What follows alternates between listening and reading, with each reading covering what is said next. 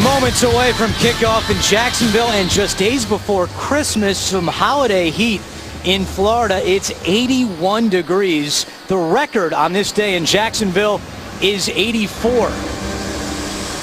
Before the season, the Jaguars decided to wear their black uniforms for today.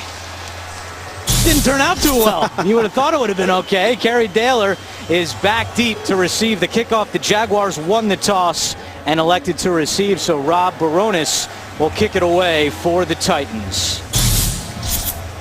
Tennessee with a 5-9 record. They've lost 3 straight games and are out of the playoffs for the 5th straight year, but 2 critical games to finish as Mike Munchak is on the hot seat in Tennessee. Bright sunshine in Jacksonville, and we're underway at Everbank Field. And Baronis boots this one through the end zone, so the Jaguars will start at the 20-yard line. And that brings out Chad Henne for Jacksonville. Yeah, Chad Henne, last week against the Buffalo Bills, 237 yards, 2 touchdowns, but also 2 crucial interceptions. And so Andrew, today with this offense lacking playmakers at the wide receiver position, he's going to have to do a great job of finding the open guy and spreading the ball around. And as we mentioned, Maurice Jones-Drew is active after missing last week's game with a strained hamstring. He is to Chad Henne's left, and he takes the handoff on first down up the middle and gets across the 25 to the 26-yard line. Let's take a look at Jacksonville's starting lineup. Well, Andrew, Brad Meester, what can you say about him? He's had such a great career here at Jacksonville. His last home game of the season at center. And Maurice Jones-Drew, this is a little shot in the arm for this offense, who in his last 3 games has been doing a terrific job running the football. Jordan Todman goes out to the bottom of your screen. Henne throwing on second down as a man, Mike Brown. And a first down for Jacksonville to the 47-yard line. Bernard Pollard makes the tackle after a 20-yard gain. Yeah, Mike Brown right here at the top of the screen. You see in the middle against the slot, gets right there behind the linebacker, number 52, Colin McCarthy. Excellent throw by Henne. Jacksonville wants to run some tempo today, especially with the heat, as we take a look at the Tennessee starting defense. Well, Jarrell Casey, that 3 technique, the defensive tackle, is absolutely phenomenal against the run and the pass for the Tennessee Titans defense. Colin McCarthy gets the start for Zach Brown at the will linebacker position, and Alteron Werner has been outstanding, leading the NFL with 25 pass breakups this season. Excellent man-to-man coverage. Xavier Gooden, the rookie, is inactive today for Tennessee as Henne swings this one again, this time to Kerry Taylor, and the aforementioned Werner makes the tackle, and that'll bring up 3rd down and 7. You look at Jedd Fisch, and he talked about it when he's trying to design a game plan here for the Jaguars today without that go-to wide receiver. It's all about finding the open guy, and that's going to be up to Chad Henne to find out what that defense is doing, look for the matchup that he has, and deliver the football on time. 3rd down conversions are at a premium. Jacksonville is second to last in the league in converting 3rd downs at 32%. 3rd and 7 here, and Henne's pass is incomplete. And that'll bring out the punt team, so the Tennessee defense holds to open up this first quarter. Now you look at Jerry Gray's defense here for the Tennessee Titans. They have been absolutely fantastic this year on 3rd down. 34% of the time opponents have converted. That's 5th in the National Football League, so they're very good, and there's not a lot of windows that defense gives the quarterback to throw the ball into. Jacksonville native Leon Washington back deep, and there's movement on the line. We have our first penalty of the day. Today's referee is Bill Vinovich. False start. Offense, number 54. 5-yard penalty, still 4th. That's on Nate Stupar, the Penn State grad, whose uncle is former Giants quarterback Jeff Hostetler. But Leon Washington grew up about 25 blocks away from the stadium here in Jacksonville, attended Andrew Jackson High School. Brian Anger leads the NFL in punts with a high spiraling kick. Fair catch by Washington at the 9-yard line, and that's where the Tennessee offense will take over when we come back to Jacksonville. Back in Jacksonville, no score between the Titans and Jaguars, and there's Ryan Fitzpatrick, the Tennessee quarterback, making his 6th consecutive start since Jake Locker went on IR. And it's turned into a pass-first offense. Last week, 58 attempts, 402 yards, 2 touchdowns. He loves to throw the football. He starts under center with Chris Johnson behind him. He gives it to Johnson running left. And already this game has started better than the last game for Tennessee when Johnson fumbled on the first play against the Jaguars. Here's the starting line for the Titans. Yeah, Byron Stingley, he gets the start from the stalwart David Stewart, who is banged up at the right tackle position. And Delanie Walker at tight end, who is perhaps having his finest season as a tight end for this offense, has done a great job. Justin Hunter and Damian Williams back on the field for Tennessee after they were inactive last week. Fitzpatrick out of the gun, pass is caught by Washington. First down and more across the 40. Nate Washington keeps on going, the 9th-year player with a 26-yard gain. And this is where Ryan Fitzpatrick is at his best. Washington, perfect timing on the bang 8 right there before the free safety can get over there. Nice connection and get outside from your own end zone. Washington, one of the captains for this Tennessee team, as they have it now 1st and 10 from their own 40. Play action to Johnson. Fitzpatrick throws again to Washington, caught. And he gets all the way to the Jacksonville 35-yard line.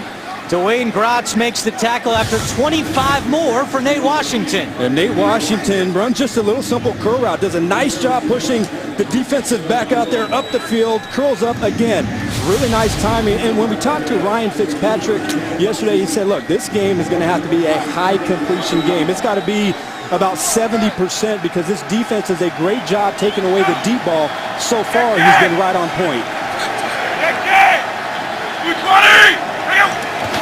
On 1st and 10, they give it to Johnson. Again, running left, has some room across the 30. And Johnson knocked out of bounds for what appears to be just short of a first down, a 9-yard gain as we take a look at the Jacksonville defense. Derek Marks has had an outstanding season. 4 sacks on that defensive front. And Paul Posluszny, the heart and soul of this defense, again, leading his team in tackles. And in the secondary, Jonathan Cyprien. You talk about a guy who has a lot of potential.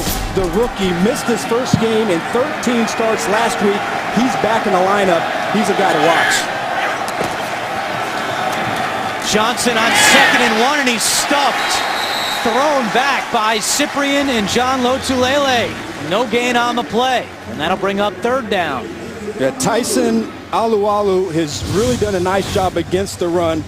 Sack numbers are down, but the way he comes off of the block, falls to the backside, makes the play before Chris Johnson can get to the edge. It's an excellent job of playing your run technique at that defensive end position. So 3rd down and 1. Tennessee 6th in the NFL in converting 3rd downs at 43%. Delanie Walker goes in motion. Play action to Sean Green. Fitzpatrick wants to keep it himself, and he is stopped short of a first down. Posluszny and Avery Jones combining to make the stop. Well, Avery Jones does a great job, number 91. They're trying to get Walker into the flat. Look at how he destroys Delanie Walker, doesn't allow him to get into the flat, and then he falls back inside and makes the play. And Avery Jones, the rookie, has really started to come on strong here for this defense. Nice job making a stop on 3rd down. So that'll bring out Rob Baronis for Tennessee. He'll attempt a 45-yard field goal. He's 20 out of 24 on the season. The 9th-year player out of Auburn splits it through, and now he's gone over 100 points for the 7th consecutive season. Such a dependable player for Tennessee. The Titans are on the board. Baronis knocks it through, and Tennessee takes a 3-0 lead on Jacksonville. The NFL on CBS is sponsored by Southwest Airlines. Find our fares online only at southwest.com. The Home Depot. More saving, more doing. That's the power of the Home Depot. And by Bud Light, official beer sponsor of the NFL.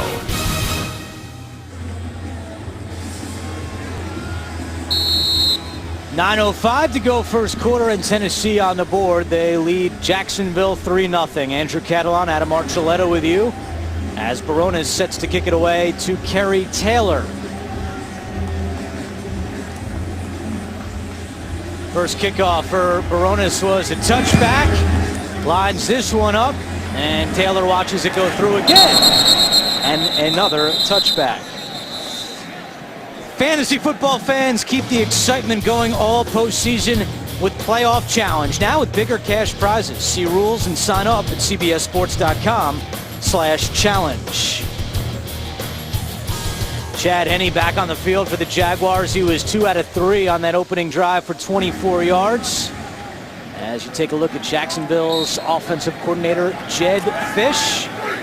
Prior 2 years was the offensive coordinator at the University of Miami. Likes to go to his bag of tricks every now and then. Henne in trouble, and he is brought down.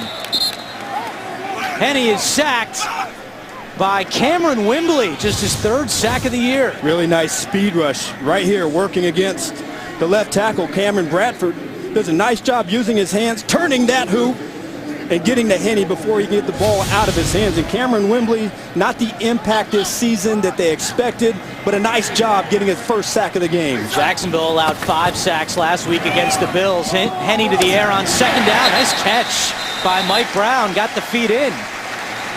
2nd catch of the day for Brown. It goes for 13. A really nice job of Chad Henne standing tough inside the pocket. He had great pressure in his face coming from his right side, but he steps up. It's a perfect pass to the receiver, Mike Brown, who gets it in on the sideline. And that's something Jason McCourty told us yesterday when we met with Tennessee, that he's noticed that Henne's been standing in the pocket a lot longer compared to Week 10 when these two teams met in Tennessee. That catch by Brown just short of a 1st down. It's 3rd and 1. Maurice Jones-Drew has the 1st down for Jacksonville, and he's brought down at the 37-yard line. 1st down for the Jags. Yeah, the right tackle, Austin Pastor, nice job climbing to the next level, getting on Colin McCarthy. About that, nice job of Maurice Jones-Drew getting to the outside and getting the 1st down. And he quick pass to Taylor, has the catch, defender falls down, and Taylor into Tennessee territory, knocked out at the 45-yard line by Pollard. There's a situation. Tennessee, they were a little confused, a little bit late lining up, so Chad Henne looks to his outside, finds that he has a guy with nobody on him, gets the ball out, and again, doing a nice job moving down the field. Jacksonville going no huddle after a 17-yard gain from Taylor. Jordan Todman is next to Henne. Washington falls extra! And now Henne will go under center, Todman behind him. Handoff to Todman, running left, and he gets across the 45 for a couple of yards. And there's a penalty flag on the play. And I think it's going to be a false start. The wide receiver at the top of the field, I couldn't see who that was, maybe Mike Brown, didn't get lined up in time. Shift. Offense, number 12. 5-yard penalty, repeat 1st down. Good call, Adam. That was Mike Brown as we take another look. Yeah, a little confusion up here. They're not really sure. Henne's trying to change the play. You see the movement, and that's what inexperience at the wide receiver position, guys that haven't played a lot, those things are bound to happen. But you can't afford, this offense can't afford to be 1st and long. This is Todman running left, back to the original line of scrimmage, gets 5 on the play. Todman had a big game last week, made his 1st NFL start, replacing Jones-Drew, who was down with that injured hamstring, and Todman went for a career-high 109 yards, also had 44 yards receiving, so 153 from scrimmage last week for the 1st-year player out of UConn. 6.5 to go first quarter, 2nd down and 10 for Jacksonville. Marcedes Lewis, the motion man. Henne looks left, now throws back to the right, looking for Lewis. Great catch inside the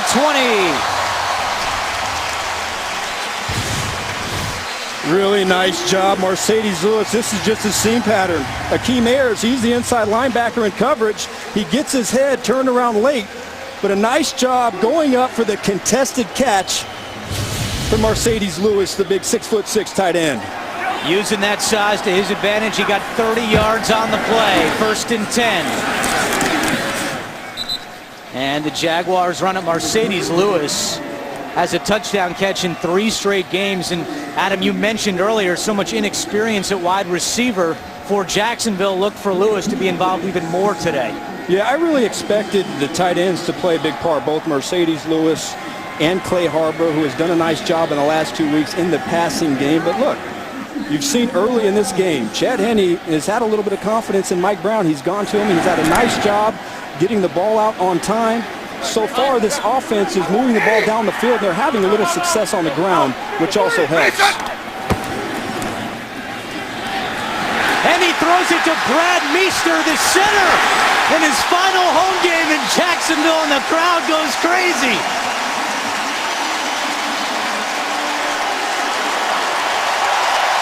The Meester family going nuts. His wife and 6 daughters. He's played 14 years in Jacksonville. He's played for every Jaguars head coach and a standing O at Everbank Field.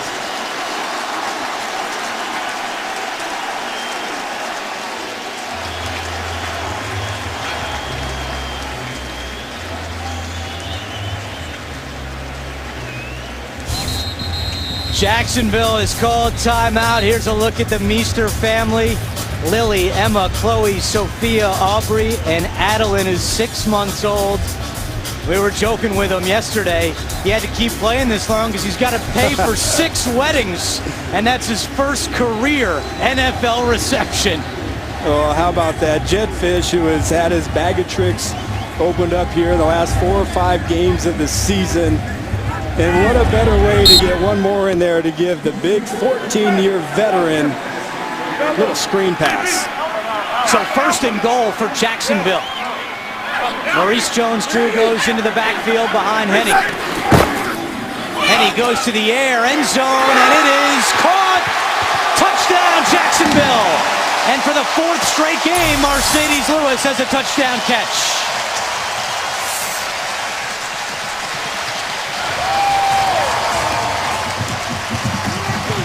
All set up by the catch by the center, Brad Meester. This is a matchup, one-on-one on the outside with Bernard Pollard. That's a difficult matchup for any strong safety, and that was one of the things that happened last week when they got stopped by Buffalo down by the goal line there at the end of the game. Why didn't they line up Marcedes Lewis wide and trying to attack that defense? Well, this week they put him out there, and he scores a touchdown. A career-long streak with his 4th straight game catching a touchdown pass, and now Josh Scobie on for the extra point. And the kick is good. Oh, these fans are loving life right now. The fan favorite, Brad Meester. His first career NFL reception. Looking good with the yards after the catch. And then Marcedes Lewis with the touchdown. The Meester family celebrating a 7-3 Jacksonville lead. What a day already for Brad Meester. When the Jaguars had their player introductions, he was the only one that ran out. The team lined the field for Meester, and now he's got his first career NFL reception. And the drive capped off from the touchdown pass from Henne to Marcedes Lewis. Chad Henne out of the gate here in the first quarter, 7 out of 8 for 97 yards. Leon Washington back deep to receive the kick for the Titans.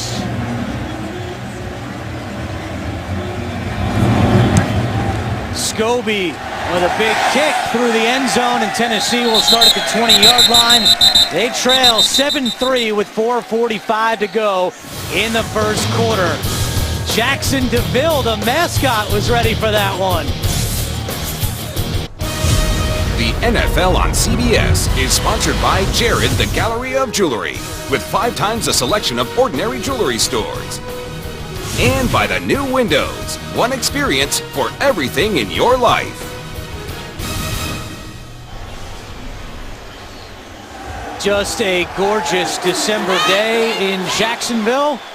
And the Jaguars have a 7-3 lead on Tennessee with Adam Archuleta. I'm Andrew Catalon. This drive for the Titans starts at their own 20-yard line. Fitzpatrick will go to the air. Swings it for Chris Johnson, who makes the catch. And chased out of bounds at the 24-yard line by Leroy Reynolds.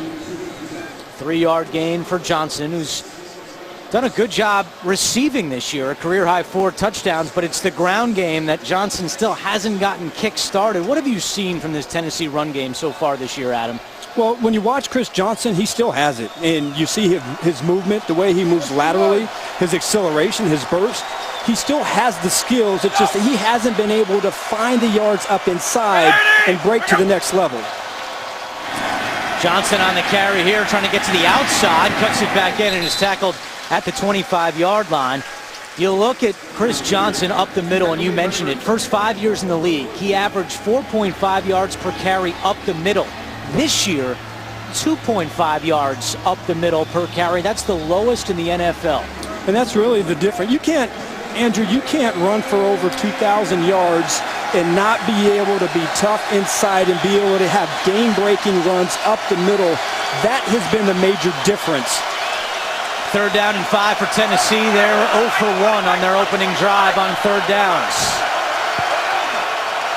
5 on the play clock. Now at 2. Fitzpatrick out of the gun. Running right.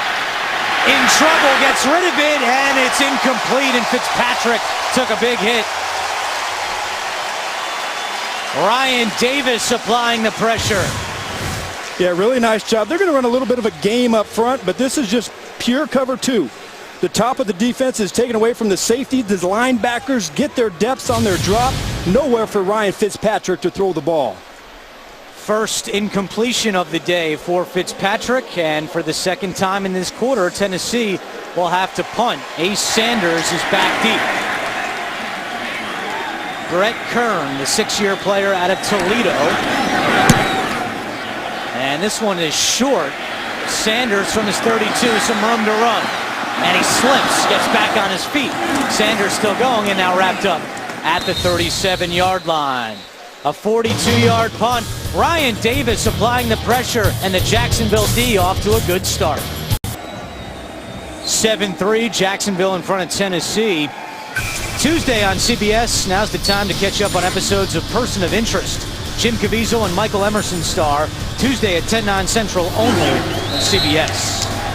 1st and 10 for Jacksonville from its own 37-yard line.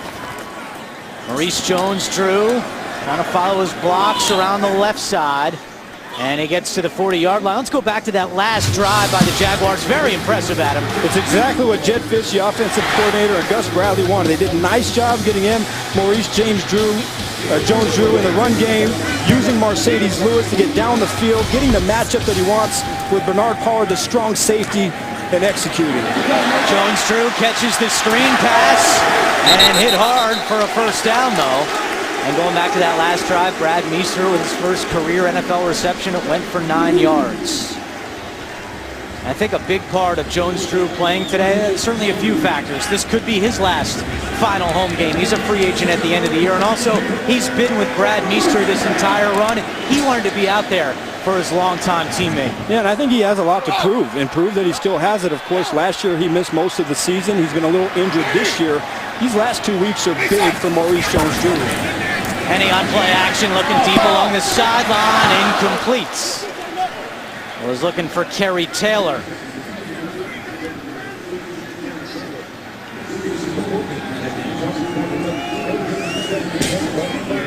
Jason McCourty on the coverage for Tennessee. And Andrew, when we talked to Jason McCourty yesterday, he said, look, we love to play aggressive, but because we don't have tape on this offense, or these wide receivers, maybe at the beginning of the game we have to play back a little bit and try and find out what they're trying to do to us. On 2nd down, Henny back to the air, and the pass is caught by Taylor. He is hit hard by Michael Griffin. Well, why doesn't Jason McCourty have a lot of tape on Jacksonville's receivers today? Look at this. Before the start of the season, Jacksonville's 4 wide receivers today had combined for 0 NFL catches. That is what Chad Henne has to work with. Cecil Shorts went down. Justin Blackmon suspended. So much inexperience offensively for Jacksonville, and it's Henne who's had to try to mesh it all together.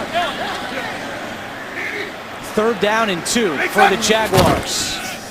Henne's going to keep it himself, and he is thrown back for a loss. Derek Morgan, Moses Foku leading the charge for Tennessee. And that'll bring up 4th down. And it looks like they're going to go for it.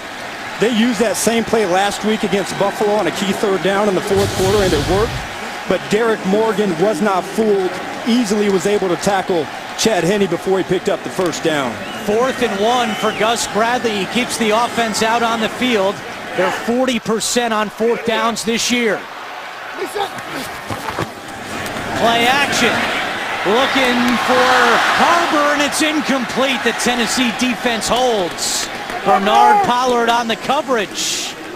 And a turnover on downs. Heavy set play action pass, and right off the line of scrimmage, Harbor had beaten Pollard, but Pollard getting his head around with help over the top from Michael Griffin. So both safeties making the key play to give the ball back to their offense. You like that call from Gus Bradley going for it in the 1st quarter? I think he's trying to be aggressive. And yes, I don't mind it. They really don't have anything to lose. They're down playmakers, and so this offense isn't explosive. So I like the idea of trying to make something happen and getting up early. Tennessee will start this drive on the ground with Sean Green, his first carry of the day. He got 1 on the play. Leroy Reynolds with the tackle for Jacksonville. And yesterday when we talked to the middle linebacker, Paul Posluszny, he talked about the Tennessee Titans running game. And really the key is with Chris Johnson, anytime they try and stretch it out and the offensive lineman running down the line of scrimmage laterally, that's where he's dangerous. That's where they have to be disciplined. So far today, tackling has been very good for the Jaguar defense. Sean Green lined up in the slot to the top of your screen. Fitzpatrick empty backfield, throws sidearm, and it's caught. That's Kendall Wright, his favorite target, and that's going to be good for a Tennessee 1st down. It's really hard to blitz Ryan Fitzpatrick, and that's what the Jaguar defense did, bringing a blitzer off of the slot because he gets the ball out of his hands so quickly. And that's the end of the 1st quarter with the score Jacksonville 7, Tennessee 3. We'll return to Jacksonville after these messages. You're watching the NFL on CBS. Start of the 2nd quarter in Jacksonville, and the Jaguars have a 7-3 lead on Tennessee. Jacksonville looking for the season sweep of the Titans. They beat them in Tennessee week 10. And they start this quarter on the ground with Sean Green taking the carry. J.T. Thomas, who's getting the start at outside linebacker today for the Jaguars, makes the tackle. Russell Allen went out earlier this week, and Geno Hayes is not playing today because of a knee injury. So Jacksonville is starting 5 rookies on defense today.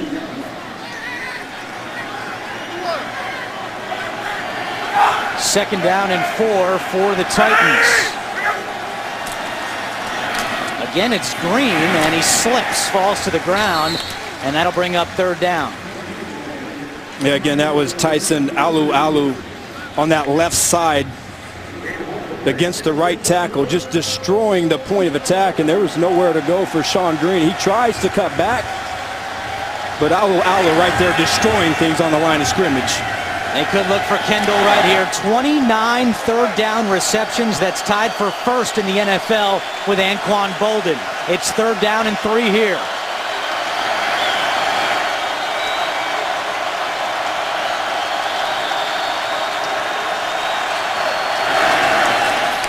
Fitzpatrick looking for Hunter, and his leaping attempt comes up short. And that'll bring up 4th down. Alan Ball had tight coverage for the Jaguars. Yeah, press coverage across the board from Bob Babbich's defense. And Alan Ball against Justin Hunter, who has really started to come on. They really like what this kid brings. Just a rookie, more of a deep threat, but anytime they can try and get him isolated on a defensive back in one-on-one coverage and get the ball downfield, they're going to try and make that happen. And now Tennessee is going to go for it after Jacksonville went for it on 4th down from a similar spot on the field. 4th down and 3. Titans at 61% this year on 4th downs, and that percentage is going up as Delaney Walker brings it in. 1st down, Tennessee. Yeah, again, Bob Babich, he blitzes, he shows blitz, but they go out and play cover 2, and they're going to hit this soft spot. Delaney Walker on the left side of the screen, right in between the linebacker, J.T. Thomas, and the corner. That's just a nice job, again, of Ryan Fitzpatrick understanding the defense and getting it to the right guy. 11 yards on the play for Delanie Walker. What an addition he's been this year for Tennessee. A career-high 6 touchdown receptions. Green tackled at the 28-yard line. Sean Green only had 3 carries last week against Arizona. He's already got 4 in the first half today. And a lot's been made about this running game. You know, everybody had expectations that they made a big push to fix the inside of their offensive line, bringing Andy Levitre from Buffalo, drafting Brian Schwenke, Chance Warmack at right guard. They just haven't found a way to gel yet, and that's a big reason for their struggles inside.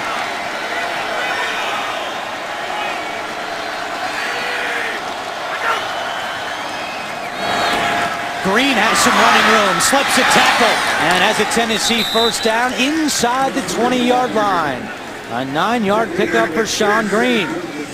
Jonathan Cyprien makes the tackle. Yeah, nice job. He's going to get a big block from Michael Roos, the big left tackle, pulling around. See right there on number 52, J.T. Thomas. There's no linebacker support over the top. And one of the few big holes that we've seen from this Tennessee Titan offense. Tennessee held to just 66 rushing yards last week against Arizona. And they're keeping it on the ground here, and this is the message Mike Munchak wanted to send. They wanted to establish the run. And we talked with Munchak yesterday, Adam, and you hit on it. 2 rookies starting on the line. Now David Stewart is down today. Stingley getting the start. There's been some injuries. There's been some rookie mistakes. This line needs some time to gel. Well, you talk about it. His background is, of course, with the offensive line, and he's built some great running attacks. He said the biggest part of having a successful offensive line is cohesiveness over a long period of time. They just haven't had that so far this season. Because of injuries, because of some rookies playing. As the pass is complete inside the 10, another Tennessee first down. It's 1st and goal as Walker brings in another. And you know, some fans might say, hey, they've had 14 weeks to run the football and get it right. How much time do they need? And Munchak said that he's explained to his team that it takes a couple of years to get that cohesion that he wants on the offensive line. It really does. When you have 5 guys that have to play together, and you really talk to anybody who's played football or anybody who's coached offensive football, it takes time for those guys to feel comfortable. It takes time for the running backs to trust their offensive line. 1st and goal for the Titans. Keeping it on the ground to Green, and he gets close to the 5-yard line. It's been all Sean Green on this drive for Tennessee. He now has 7 carries in the ball game. And they've been productive. They haven't been game breakers. You saw there was a nice hole a couple plays ago. But the fact that they're getting positive yardage, and if you watched that game last week against the Arizona Cardinals, there was a lot of plays where the Cardinals stuffed the Titans at the line of scrimmage or got penetration. So those 2 or 3 yards are very crucial for this Titans offense to have success. 2nd down and goal. Green out of the backfield, slips, gets back up, and gets to the 5-yard line. That'll bring up 3rd down and goal. No gain on the play.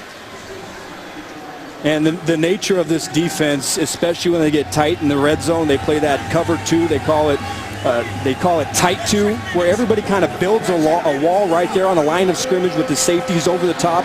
Very difficult to find passing lanes. Look for Kendall Wright or Delanie Walker as the go-to target right here on 3rd down for Fitzpatrick. Delanie Walker right there inside.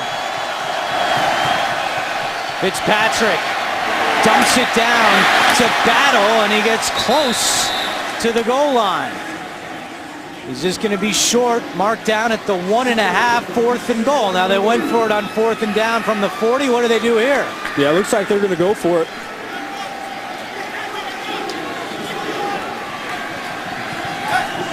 Fourth down and goal. The offense stays on the field for Tennessee. Yeah, Mike Munchak, he wants to be aggressive as well. These games are critically important. You see a heavy formation. I wouldn't be surprised right now if they go heavy play action pass. Watch for Delanie Walker right here behind on the back end line. He's got 6 touchdown receptions this season. Timeout called for by Jacksonville. Gus Bradley ran down the sideline to call timeout. Second time out of the half for Jacksonville. There's Gus Bradley getting in his workout. Yeah, he didn't like what he saw. I think they had the wrong defensive personnel. The Titans had kind of a late substitution, and I think the Jaguars were caught with their nickel personnel on the field, and he didn't like that going up against that goal line offense. This week, don't miss the show that's in a league by itself with guys who take on all 32 teams and each other every week. It's James Brown, Phil Simms, and Chris Collinsworth with the artistry of NFL films and the chemistry of the boys inside the NFL, the show the pros watch Wednesday at 9, only on Showtime. So Jacksonville, which is one timeout remaining in this first half. Mike Munchak went for it earlier on this drive on fourth down, converted a 4th and 3. Now it's 4th and goal from just inside the 2. Again, that's Ryan Fitzpatrick's favorite target when he gets deep in the red zone. Play action to the end zone, incomplete. Over the head of the intended receiver. And the Jacksonville offense will come back out onto the field. Tennessee still down 7-3. Big 4th down stop, Andrew, for the Jacksonville Jaguars. They're trying to get the ball outside on the corner route to Delanie Walker, and he had a step on the linebacker, but the throw just wasn't there. So the Jaguars defense holds. They'll start at the 1. Henny will throw, and the pass is caught by Maurice Jones-Drew. Little breathing room for Jacksonville. Bernard Pollard on the tackle. And we did not see Chris Johnson at all that last drive for Tennessee, which went 14 plays. It was a steady diet of Sean Green. I think they just want to see if the physicality of Sean Green is going to be the answer. Jones-Drew again. And Pito Atua makes the tackle for Tennessee. That'll bring up 3rd down for Jacksonville. And a down that they've struggled with. Last week was their best 3rd down game of the season, going 8 for 15 on those 3rd downs, but just 32% throughout the course of the season. This is a big one that they have to convert, try and at least get some field position for their offense to work with. 1 for 3 on 3rd downs in this first half. Henny in his own end zone gets rid of it, knocked down. Pito Atua, the 6'8" Samoan, getting his hands up there, and Jacksonville will have to punt. Yeah, this is a big defensive line, and this play just wasn't going to work from the start. The Titans defensively destroyed the right part of that offensive line, and the coverage, press coverage, the receivers just simply couldn't get off the jam. Henny had nowhere to throw the ball. He almost had to lower his arm to block that pass. He's so big. Here comes Anger out for his 2nd punt. First one went 46 yards. Leon Washington is the deep man for Tennessee. Backtracking to his own 35. Gets away from one, but he's in trouble and brought down after a 56-yard punt. There is a penalty flag on the play, but they picked up the flag, so the Tennessee offense will come back out onto the field when we return to Jacksonville. The NFL on CBS is sponsored by Verizon. Holiday savings on the gifts everyone wants. Quicken Loans, for a mortgage experience that's engineered to amaze. And by Ford. Only Ford gives you EcoBoost fuel economy and a whole lot more. 7:06 to go in the first half. Jacksonville on a Mercedes Lewis touchdown leads Tennessee 7-3. 1st and 10 for the Titans, and Chris Johnson is back in behind Ryan Fitzpatrick. He was out that entire last drive as Sean Green got all the carries. Fitzpatrick wants to go to the air on 1st down, nearly intercepted. Jason Babin, the former Titan, jumped up and nearly had it. Yeah, zone pressure. They're going to bring Posluszny up inside. Little cross blitz. And Fitzpatrick, he didn't see the zone pressure. He didn't see Babin right there sitting there in the zone. Almost a huge play by the defensive end. Babin played for the Titans in 2010 at 12.5 sacks, went to the Pro Bowl that year. 2nd and 10. Chris Johnson, and he gets across the 35 to the 37-yard line. That'll bring up 3rd down. Chris Johnson last week at 40 yards rushing against Arizona. And Ryan Fitzpatrick did all of his damage offensively through the air with 402 yards. Now, 3rd and 7. And so far in this first half, Tennessee 0 for 4 on 3rd downs. In this situation, they really love to try and get the ball to Kendall Wright, especially in the slot. They like to try to attack the outside of the defense on an out-breaking route.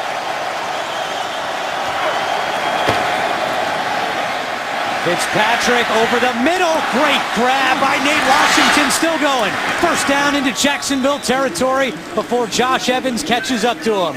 A 19-yard gain for Washington.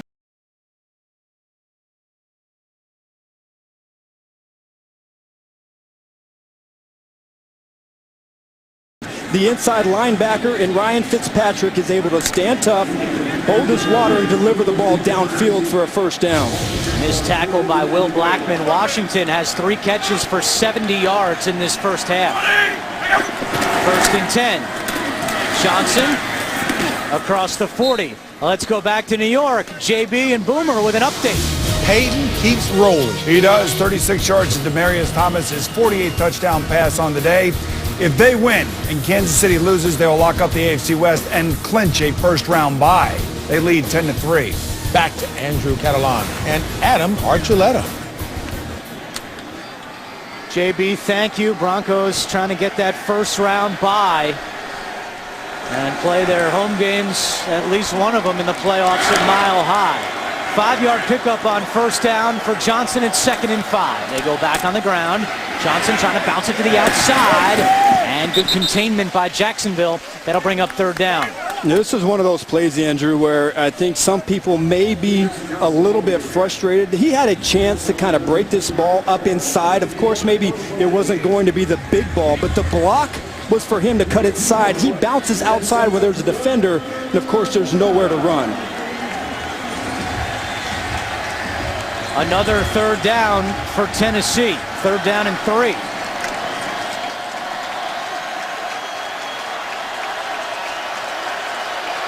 Fitzpatrick in his favorite spot, the shotgun. Chris Johnson to his left, and Fitzpatrick calls timeout.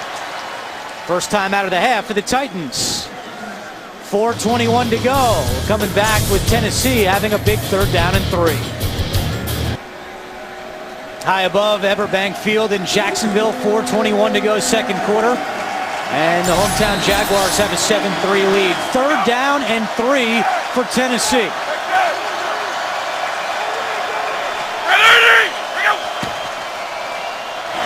Johnson. And he is marked right at the sticks. J.T. Thomas makes the tackle for Jacksonville.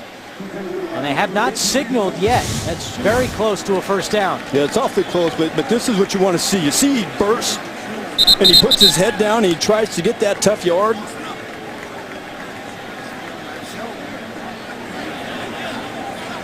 And they're bringing the sticks out for a measurement.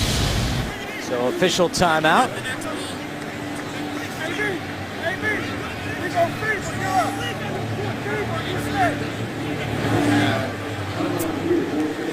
Have to think that even if it is short, Tennessee will go for it. They've already gone for it twice on 4th downs in this first half.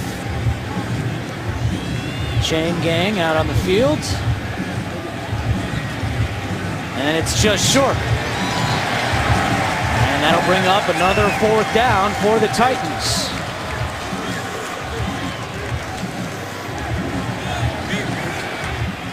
Mike Munchak is keeping the offense out on the field.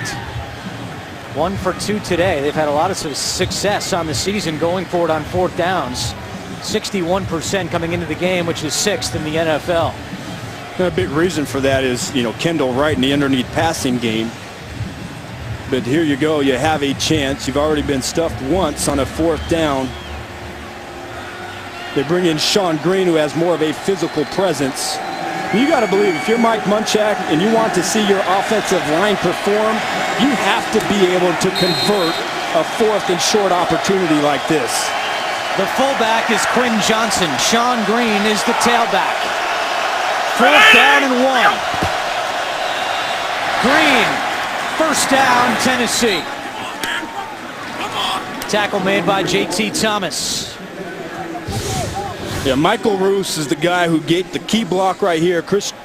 Sean Green just going to bounce right outside that block. You see Puslesny up inside.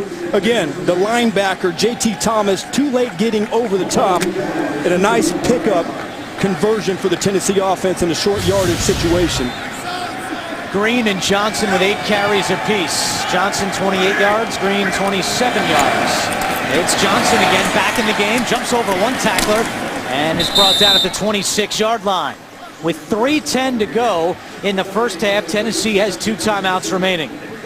Yeah, they just want to try and grind this out and hopefully take as much time off the clock before hopefully punching it in the end zone. And Andrew, on that last play, Quinn Johnson absolutely destroyed the cornerback, Will Blackman, and that allowed that big hole for that run. Johnson, the 5th-year fullback out of LSU. Washington in motion, bottom of your screen. Fitzpatrick rolls out, just gets rid of it. Pressure was coming from Derek Marks, the former Titan, signed with Jacksonville in April, and he's had a big season for the Jaguars. Right here, he's not fooled by the bootleg. They're trying to bring Delaney Walker across the field, but Derek Marks getting to that upfield shoulder, not allowing Fitzpatrick to break outside the pocket and forcing him to throw away that pass. Marks a career-high 4 sacks. He was a second-round pick by the Titans in 2009. 3rd down and 5 for Tennessee. Jackie Battle is next to Fitzpatrick. Pressure coming. Fitzpatrick rolling right, in trouble. Brought down. Andre Branch.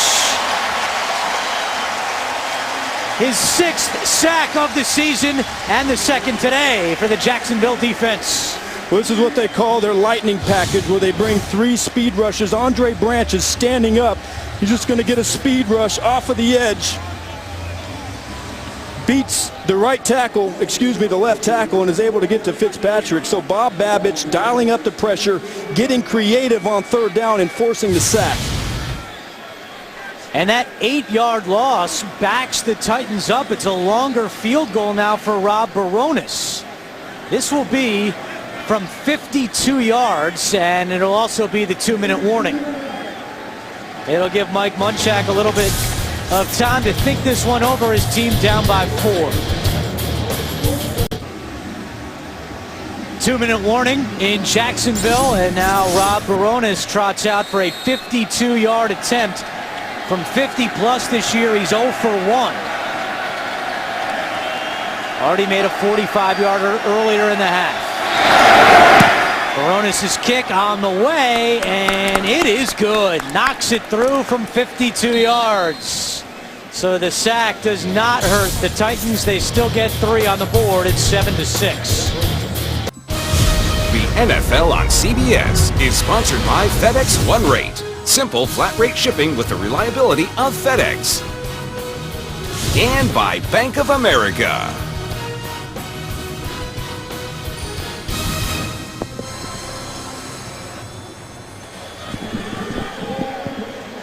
Back in Jacksonville, final 1:55 of the first half, just a couple of days before Christmas, although it sure doesn't feel like it down here.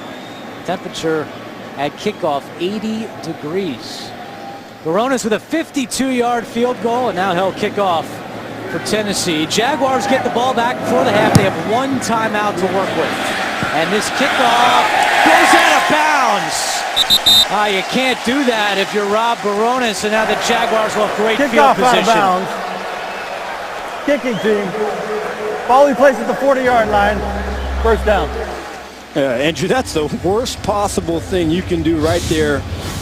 Right before halftime is squib kick this ball out of bounds and give the Jaguar offense an opportunity to start this drive on the 40-yard line. And this is one of the least explosive offenses in the National Football League. You want them to start deep, but now they have a great chance to at least get in the field goal range. Average starting field position for the Jaguars has been their own 19-yard line. They get it at the 40 here. Henne's pass incomplete. He's looking for Kerry Taylor. Coming up on the Verizon Halftime Report, join JP and company for all the latest NFL scores and highlights. That's coming up on the Verizon Halftime Report.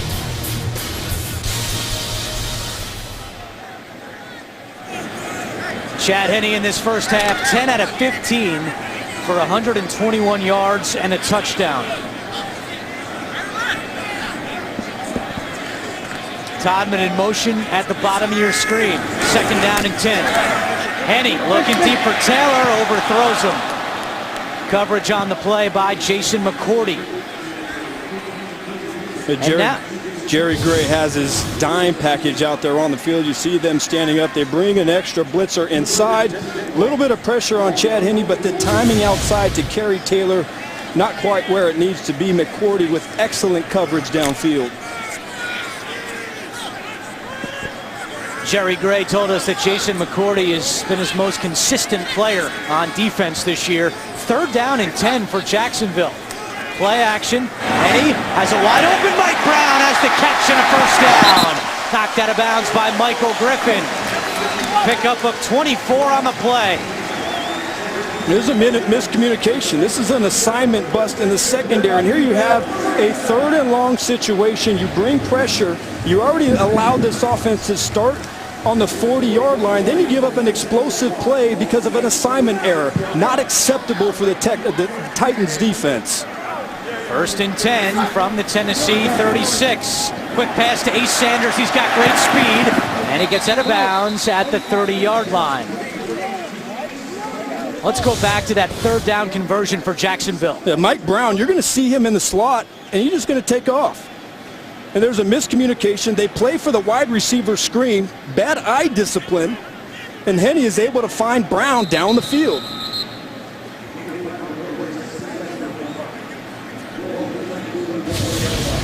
There's a Jaguar down on the field. And that is Ace Sanders, who just made that last catch for Jacksonville.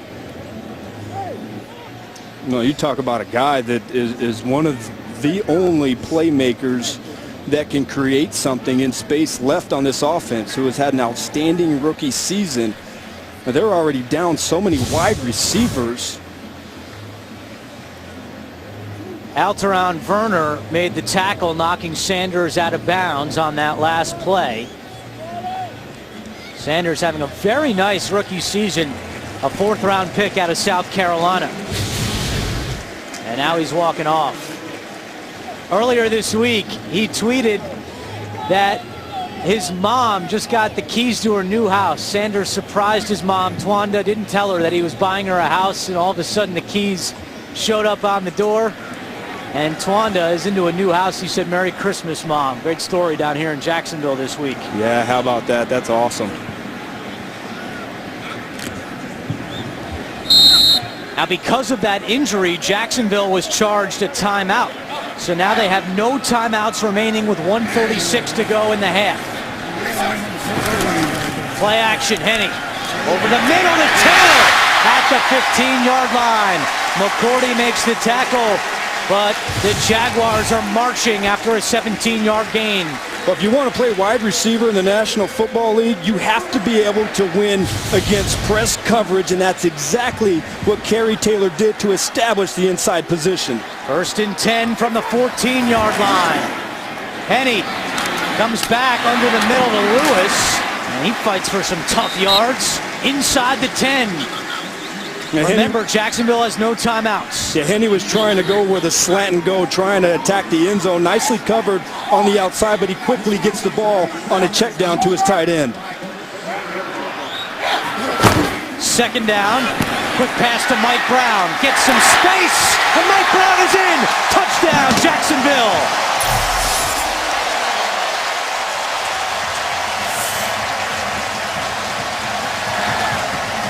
Second touchdown of the season for the first-year player out of Liberty. And the Jaguars take a 13-6 lead. Well, how about that for a shot in the arm right before halftime? And really it was brought on by Tennessee Titan mistakes. There was the kick out of bounds that set them up with great field position. You had an assignment error on defense on a 3rd and long and gave up a big play. But you got to tip your hat to the Jaguars for flawless execution. 11th touchdown pass of the season for Chad Henne, his 2nd of the day. And that extra point is blocked by Bernard Pollard. 13-6 Jaguars. Bernard Pollard with the blocked extra point coming off the edge for the Titans. Blocked a field goal earlier this year, now a blocked extra point, so the Jacksonville lead is 7 as Josh Scobie will kick it away with 43 seconds to go in the first half. Tennessee has 2 timeouts remaining, and they'll start at the 20-yard line. Coming up on the Verizon Halftime Report, join JB and company for all the latest NFL scores and highlights. That's coming up on the Verizon Halftime Report.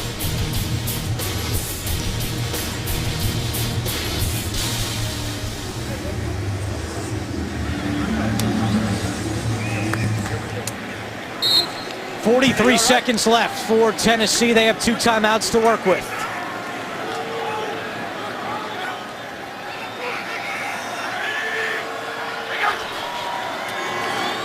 Fitzpatrick will hand it off to Chris Johnson, and he gets up to the 28-yard line.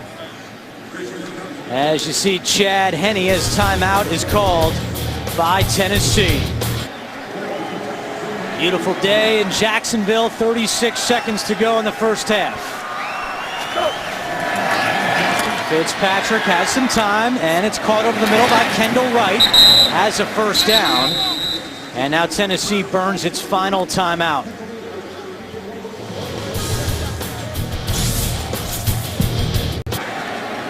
.29 seconds, no timeouts remaining for Tennessee.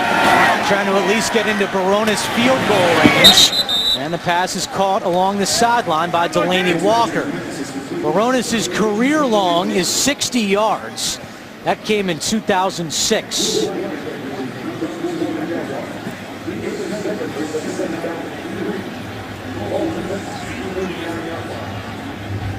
Tennessee with just 2 field goals in this first half.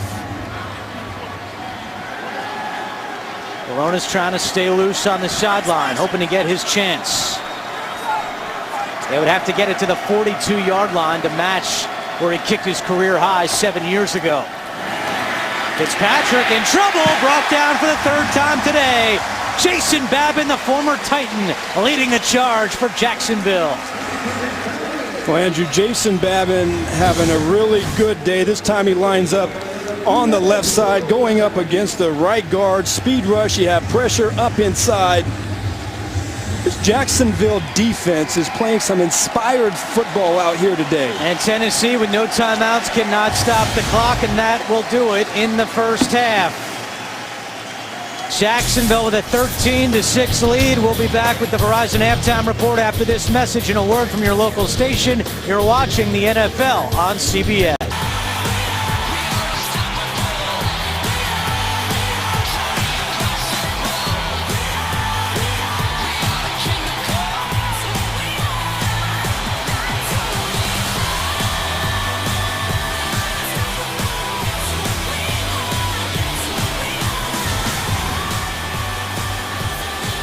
Start of the 3rd quarter in Jacksonville, and the Jaguars have a 13-6 lead on the Titans. Certainly one of the best plays in that first half from a Jaguars perspective. Brad Meester, the 14-year veteran, catching his first NFL pass. Chad Henne to Brad Meester.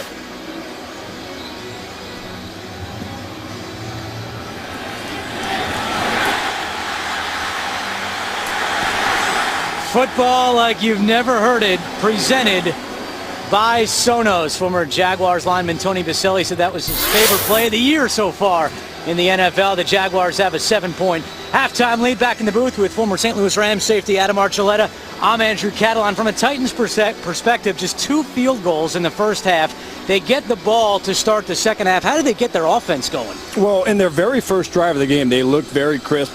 Ryan Fitzpatrick, 2 for 2, 51 yards. They only got a field goal out of that drive. But as this game has developed, it's the critical downs. 3rd down, only 1 for 7 so far in this game. And then that big goal line stand by Jacksonville's defense on the 1-yard line, come away with that with no points. They have to be better on the critical downs. rushing the ball with Chris Johnson and Sean Green, but Ryan Fitzpatrick wasn't really able to get it going in that first half. We talked about this in the open. These are two critical games for Tennessee as Mike Munchak fights for his job next year, and they have to get it going against a Jacksonville team that's given them fits over the last couple of years. Beat them back in Week 10. Tennessee will start at the 20-yard line.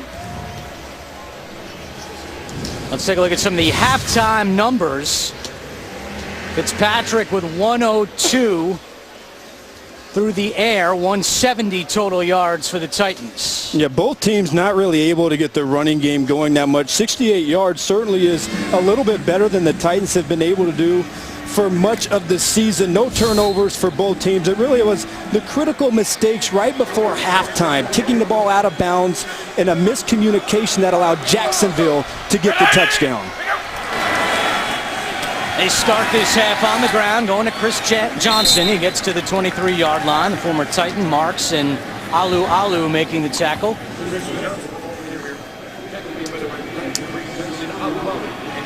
Alu started every game of his career. Former first-round pick of the Jaguars back in 2010, number 10 overall. Chris Johnson, 11 carries, 44 yards. He's back in there on 2nd and 7. Fitzpatrick trying to get it to Kendall Wright in space, going the wrong way. And Will Blackman makes a nice tackle for the Jaguars. That'll bring up 3rd down and long. Yeah, just an example of Kendall Wright trying to do a little bit too much. And I'm shocked that we really haven't heard his name much so far in this game. He hasn't quite had the impact. I'm sure after halftime, Mike Munchak said, look, we have to find a way to get number 13 the ball. He has been our best player, but you cannot go backwards. You got to at least be able to get to the line of scrimmage. And there's an injured Jaguar down on the field. That is J.T. Thomas, who's at the 32-yard line for Jacksonville. Earning the start today at outside linebacker for the injured Russell Allen, who's out for the season after suffering a concussion. And good to see Thomas on his feet. And he trots off to the sideline. We've seen a lot of slipping on the field today. Kendall Wright lost his footing on that last catch. Well, we just talked about it. 3rd down's a big problem for the Titans. In that first half, they were 1 out of 7. And they open up this second half staring at a 3rd down and 12, their longest 3rd down situation of the game. Jags 2 sacks today so far on 3rd down. Fitzpatrick has some time. Deep over the middle. Intercepted by Jacksonville. Allen Ball off the deflection. And Jacksonville with the pick. First turnover of the day. Yeah, plenty of time down the field, and Ryan Fitzpatrick trying to get the ball to Delaney Walker, but the Jacksonville defense with the interception right after halftime.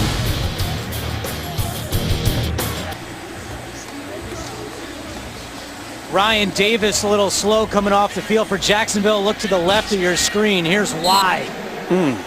Michael Ruse lights him up, but an interception for Allen Ball. That's his 2nd of the season, and the Jaguars with their best field position of the day. Following the turnover, Jones drew on the carry to the 32-yard line. Allen Ball with his 5th career interception. And now Ryan Fitzpatrick has thrown 11 interceptions on the season. And that's one thing that Bob Babich said, that for Allen Ball, who has played well, to get to the next level, it's about interceptions. Henne in trouble. Henne brought down. Derek Morgan with his 5th sack of the year. Jerry Gray told us yesterday that Morgan's having a phenomenal season, and he comes up with a big play here. Jurrell Casey gets a lot of the attention up front, but he said that he has been doing a great job getting to the quarterback. In these defensive ends, maybe their sack numbers are down a little bit, but they've been just a step away, and that's where Jurrell Casey has been the beneficiary because of quarterbacks having to step up in the pocket. Morgan also had a sack Week 10 against Jacksonville. Ace Sanders back in there after leaving earlier with a finger injury, and he gets to the 30-yard line. And Ace Sanders, Andrew, of course, is kind of their gadget guy, a guy that's still trying to learn how to play wide receiver here in the National Football League. And so they've had to force feed him a little bit in this offense. But Jedd Fisch, one of his goals is to figure out how can we use Ace Sanders, get him in the backfield, get matchups on linebackers or strong safeties. And anytime they can get him the ball in space, they feel he has the ability to win. 48-yard field goal attempt for Josh Scobee. He was 2 for 2 last week, including a 55-yarder against the Bills. We have movement on the line. That's going to go against Jacksonville. Gus Bradley thinks it's going the other way. It looked to me like, I think it was Akeem Ayers who jumped and drew the Jaguars off sides. And if it is, that could be a first down for Jacksonville.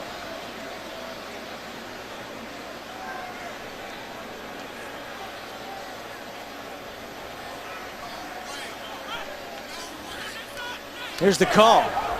Neutral zone infraction. Defense number 56. 5-yard penalty. Still 4th down. Well, it's going to be 4th and inches following the penalty on Ayers. Yeah, Akeem Ayers right here. You're going to see the little flinch almost simultaneously. And now Jacksonville is putting its offense back out onto the field. And they'll go for it on 4th and short. 0 for 1 in the first half on 4th downs. Maurice Jones-Drew is the tailback. On 4th and 1.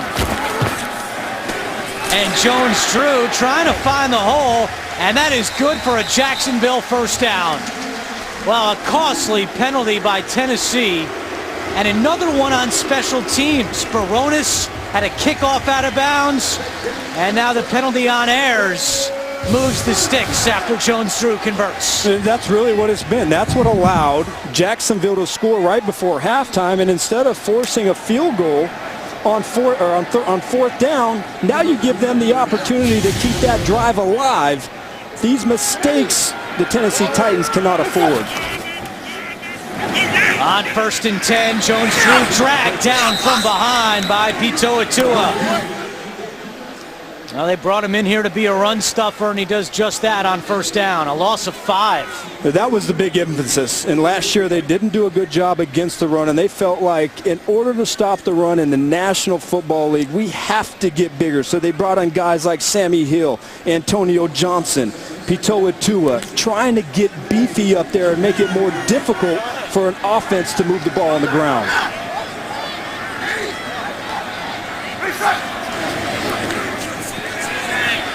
And his pass is complete to Todman, tackled immediately at the 25-yard line. Werner on the coverage for Tennessee, and that'll bring up 3rd down. Alteron Werner having a great season.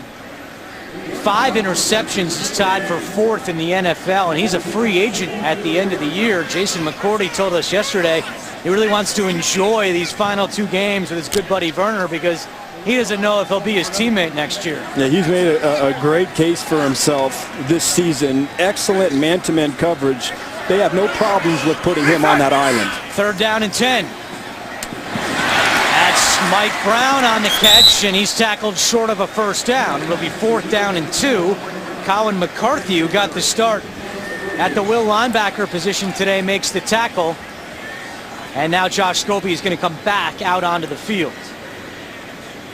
Although this time it'll be a lot closer. He lined up earlier on this drive from 48. And this one will be from 36 yards. Scobee 21 out of 23 on the season. His kick is drifting, and it's good. Scobee tucks it in, and the Jaguars capitalize off the Allen Ball interception. They put 3 points on the board, and the lead is now 10 for Jacksonville. The NFL on CBS is sponsored by Southwest Airlines. Find our fares online only at southwest.com. The new Intel-powered 2-in-1s. Intel, look inside. And by State Farm. It pays to double check. Talk to your agent today.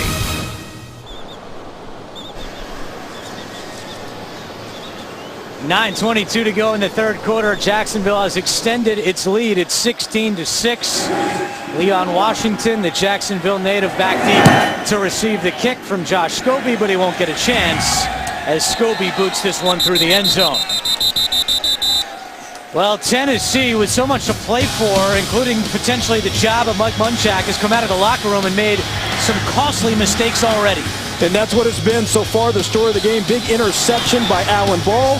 On 4th and 5, you give the Jags an opportunity to extend their drive and give Josh Scobie a little bit closer try for the field goal. But again, it's been those critical mistakes at the end of the second half here to start the third quarter. This Titans offense has to settle down a little bit.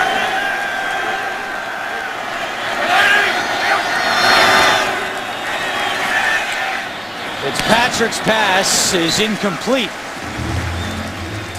Aerial coverage of today's game is provided by MetLife. Just a gorgeous December Sunday in Jacksonville. Jaguars going for the season sweep of the Titans. Tennessee still winless against the AFC South this year. And over the last 2 years, they're just 1-9 against division opponents.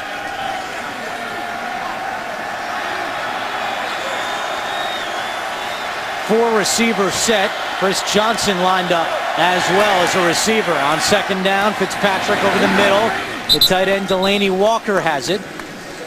And Puz Lusney makes the stop. And I think this is what the offense has to get to a little bit. Some safe passes, and what Ryan Fitzpatrick told us yesterday, making sure they're high percentage passes, trying to move that ball down the field. But again, a down that has plagued them so far here today. A big third down for this offense. 1 for 8 on third downs. Can they get it going here? 3rd and 3. Fitzpatrick's pass is caught by Washington. Tackled at the 42-yard line. Just the second third down conversion of the day for Ryan Fitzpatrick and the Tennessee offense. Oh, what a huge pass. Washington in the slot, and Fitzpatrick is just waiting for him to clear right behind the inside linebacker to find that little hole right there by the hash mark. A big conversion, much needed confidence booster for Ryan Fitzpatrick in this offense. 4th catch of the day for Washington. It goes for 15 yards. 1st and 10.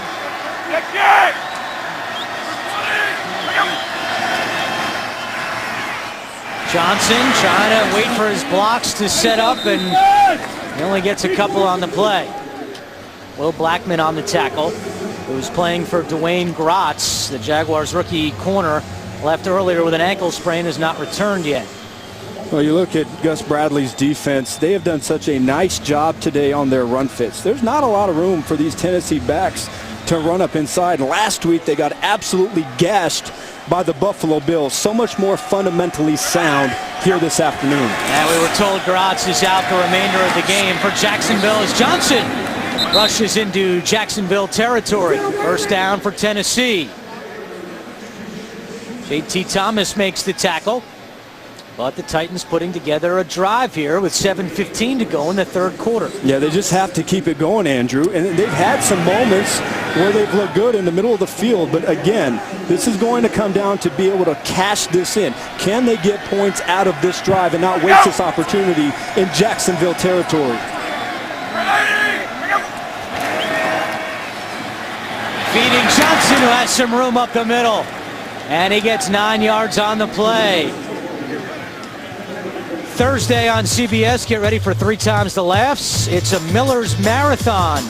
Will Arnett, Margot Martindale, and Beau Bridges star in TV's #1 new comedy, The Millers. It all starts Thursday at 8:30, 7:30 Central after The Big Bang Theory, only on CBS. 2nd down and 1. Sean Green replaces Johnson. Tennessee does not have a run of more than 9 yards today. Green has the 1st down.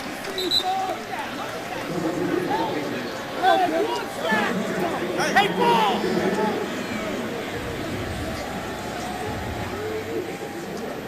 66 yards rushing last week against Arizona. Doing a better job today. That Arizona defense really forced Tennessee to throw, and throw they did. Ryan Fitzpatrick set a career high for attempts and completions.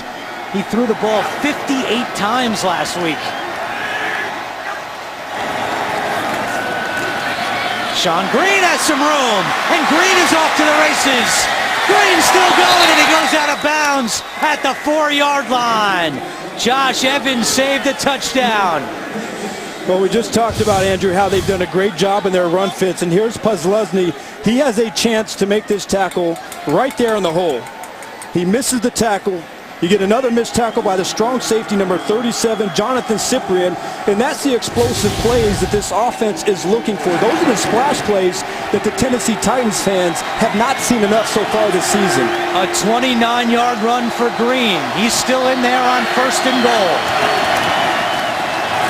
Green on the carry, and he's tackled at the 2.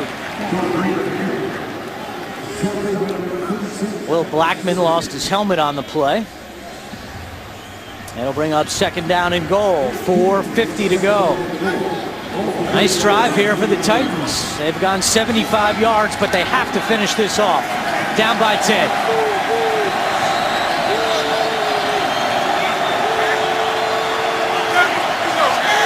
Michael Preston to the top of your screen. He had 2 touchdown catches last week. It's Green, and Posluszny wraps him up from behind. What a season for Paul Posluszny. There is a flag down on the play. Posluszny came into the game 2nd in the NFL in tackles, trailing only Vontaze Burfict to the Bengals. He's got 9 tackles today. Andrew, I want to go back and kind of talk about this Tennessee running game. And we mentioned the struggles that they had last week in Arizona and how they seem to be doing a better. Personal foul. Unnecessary roughness. Defense number 23. Half the distance to the goal. 1st down. Just an unnecessary shot from Alan Ball.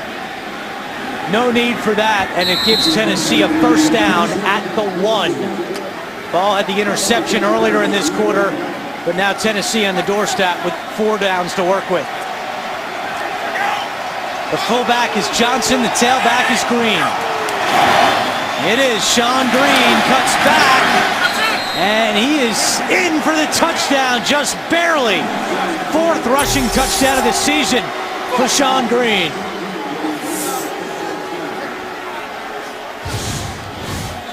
This was a big battle at the line of scrimmage. Both the offense and defensive lines trying to do their very best, but it's that little extra effort for Sean Green to extend that ball over the goal line. And boy, what a drive for the Titans. That's what they needed, converting on 3rd downs, being positive in the running game, even getting an explosive running play, and then when they needed it, they cash it in for the touchdown. And Sean Green and Chris Johnson, a big part of that drive. Tennessee said they wanted to run the ball. They didn't get away from it on that drive, even though they were down by 10. They run right down the field, 80 yards, and we've got a 3-point game in Jacksonville. Just a beautiful day in Jacksonville. It is December. We do want to remind you that. As we welcome you back inside Everbank Field, Alan Ball had that penalty at the end of the drive that gave Tennessee 1st and goal at the 1, and Sean Green able to finish things off. 16-13 with 4:01 to go, 3rd quarter. Kerry Taylor back deep to receive Barones' kick, and it's a touchback. Jacksonville will start at the 20 when we return. The NFL on CBS is sponsored by AT&T. Rethink possible. And by Ram Trucks. Guts, glory, Ram.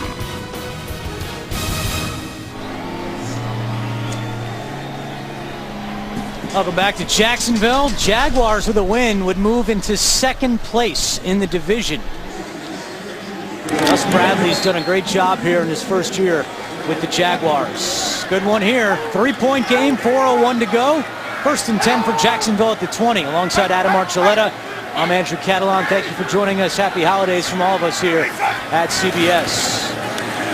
Henny throwing on first down, and it is broken up. Good coverage on the play by Michael Griffin. With the playoff races heating up, download NFL Mobile to get live video access to exclusive premium content on your smartphone. Call ** NFL to download or go to NFL.com/mobile to learn more. Message and data rates may apply. Michael Griffin, 7th year out of Texas, former first-round pick.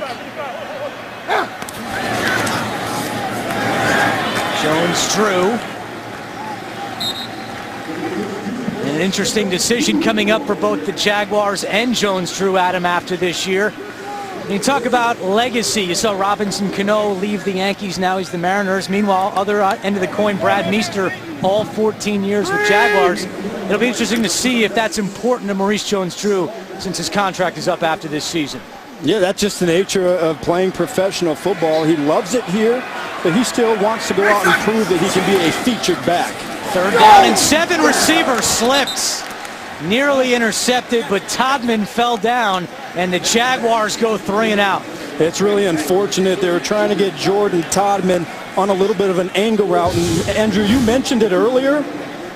There's some players that have been slipping a little bit here today, and it looked like if he was able to get that ball and get some yardage after the catch, they might have been able to convert that as Chad Henne takes a monstrous shot inside from the defensive end, Derek Morgan. Anchor's 3rd punt of the day. Washington back deep. It's a high kick. Washington with the fair catch at the 25, and he fell down too. A 51-yard boom from Anger. Ryan Fitzpatrick in his 9th year in the NFL, he was laughing with us yesterday. He said, you know you're getting old when the guy you beat out for a job in St. Louis, Dave Ragone, is now your quarterbacks coach, and when your former teammate Adam Archuleta is now announcing your game. Fitzpatrick is 31 years old, still going, and you guys played 1 year together in St. Louis. Yeah, he came there in 2005, my last season with the Rams, and that wasn't a good year for anybody on that football team. Of course, that's the year that Mike Martz, our head coach, lost his job. But even back then, you can see Ryan Fitzpatrick had that same attitude coming in there as a rookie, not afraid of anything. He's going to sling it and does not care if he turns the ball over. He likes to be aggressive. His team down by 3, 2nd and 10 with 2.5 minutes to go in the 3rd quarter. And Kendall Wright makes the catch and has a first down. Tackled by Blackman and Cyprien. A 13-yard pickup for number 13.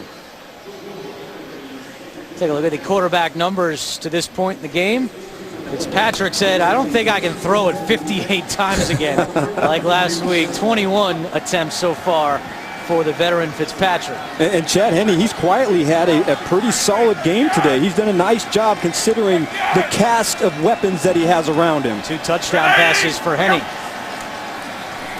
Chris Johnson through the line and puts his head down.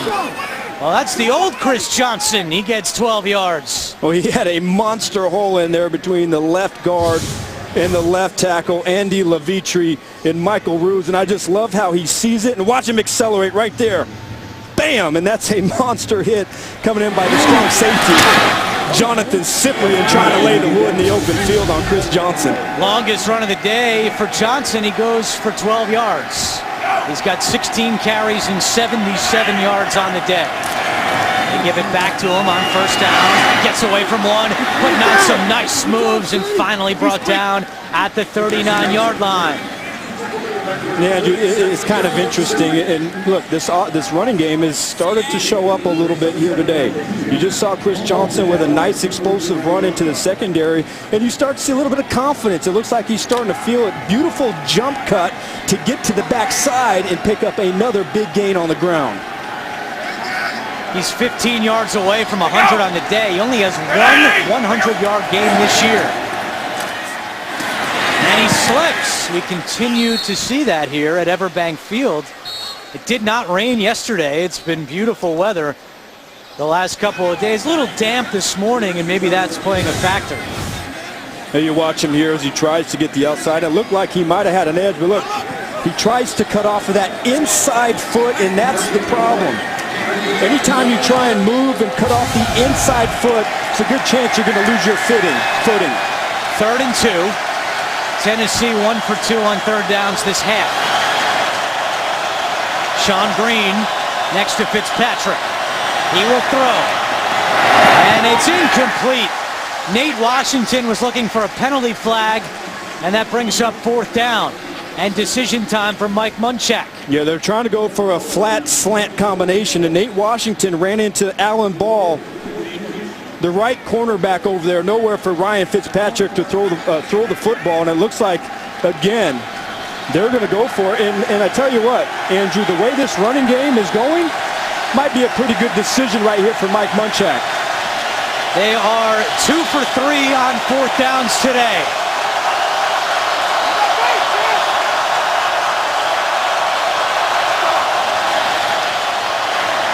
Fitzpatrick with time, steps up, and he dives forward, and a late flag comes in. They're going to say that he was down before the ball came out. Flag came in from the secondary. What an effort by Fitzpatrick. Let's listen for the call. Holding. Defense number 37. 5-yard penalty from the end of the run. Automatic first down. Wow, big call against Jonathan Cyprien and the Jaguars. An automatic first down, and the end of the 3rd quarter. Mike Munchak battling. He wants to stick around next year. His team down by 3. The 4th quarter in Jacksonville. The first game was decided by 2 points, and this one is a 3-point game as we start the 4th. Fitzpatrick probably had that first down anyway on the 4th down play. The penalty by Cyprien confirmed it as Johnson takes the first down handoff. Well, if you're Tennessee, Adam, you've rushed for 154 yards on the day. You keep pounding away here in the 4th quarter? Yeah, absolutely. This has been the recipe. And look, their last drive, they scored a touchdown. They ran the ball 8 straight times, including getting an explosive play. Look at what this running game has done for them, dominating that time of possession. So this has looked like a better, more efficient offense when they're able to get that ground attack going. And in this second half, that's exactly what they're doing. Puslesny comes out. And it's 2nd down. Fitzpatrick looking deep for Washington. Got it. Touchdown, Titans. A 30-yard hookup between Fitzpatrick and Washington, and Tennessee has the lead. And almost right on cue, Andrew. What goes with a great running attack? It's a play-action pass. They fake the run to Chris Johnson. Blown coverage in the secondary, and Nate Washington is all alone for the touchdown strike.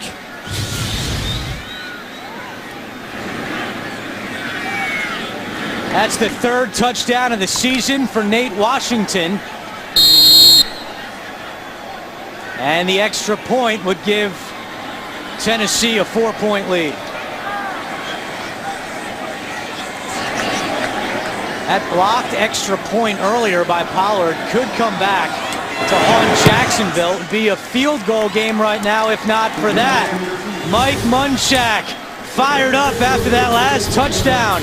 Titans looking for their first division win of the year. The veteran Nate Washington has given Tennessee a 20-16 lead, his first touchdown catch since week 4 against the Jets. Alan Ball got burned on the coverage by Fitzpatrick and Washington. So Baronis comes out to kick it off, and Kerry Taylor is back deep for the Jaguars.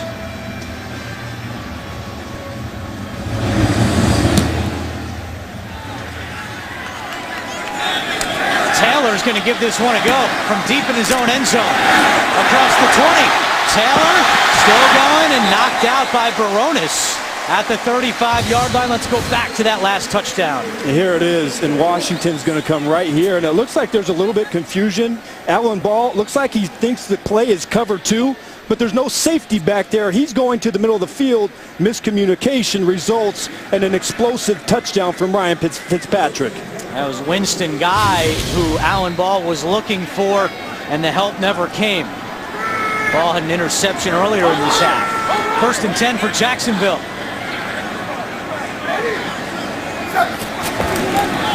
Jordan Todman, the ball carrier, trying to get to the edge, and he is met right there by George Wilson, the veteran who came over for Buffalo in the offseason.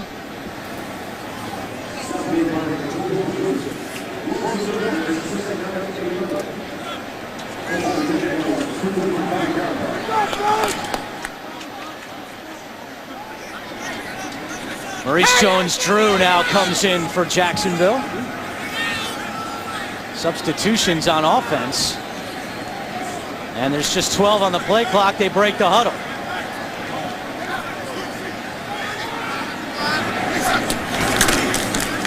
They give it to Jones-Drew.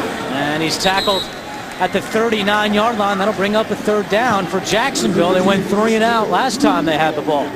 That was a big collision up inside by the fullback, number 45, Will Tafo'o, to try and open up a hole there for Maurice Jones-Drew, but I couldn't see who that was. I think that was Moses Foku. What a monster collision up inside. Jacksonville is just 35 yards rushing today. It's 3rd down and 7. Sanders in motion. Henny from the gun. Quick pass to Lewis. Breaks a tackle and has a first down.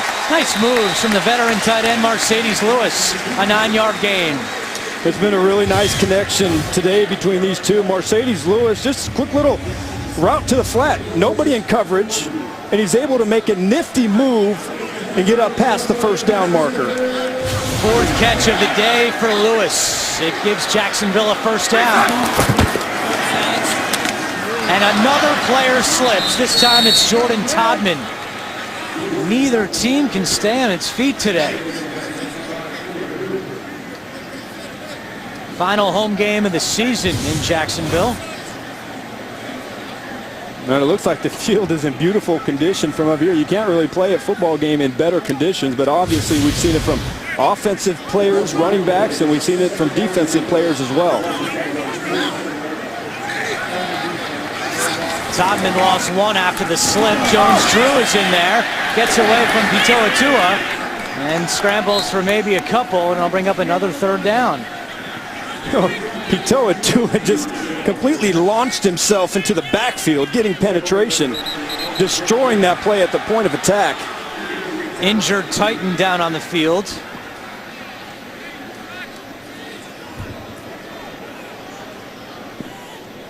That's Jarrell Casey, who's had a phenomenal season and a quiet day. Casey on the ground. We're back to Jacksonville in a moment. The NFL on CBS is sponsored by Bose, the official home audio sponsor of the NFL. McDonald's, I'm loving it. And by Walmart. Walmart's got the season's hottest gifts at everyday low prices. Come in and see for yourself.